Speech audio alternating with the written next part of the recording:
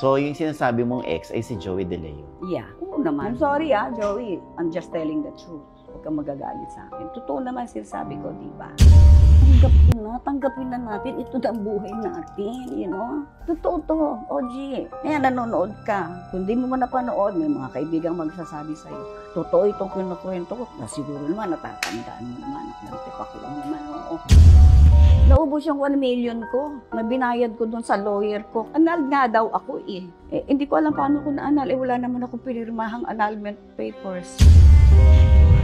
I'm defeated so many times. Yung sa mga anak ko, parang dumating sila sa point na nangingilit. Dumating sa point sino talaga ang bibigyan nila ng atensyon. Ba? Miss Daria Ramirez. Oh. So, si Tita Daria pa, hindi nawawala ng project. So far, so good naman. Pero since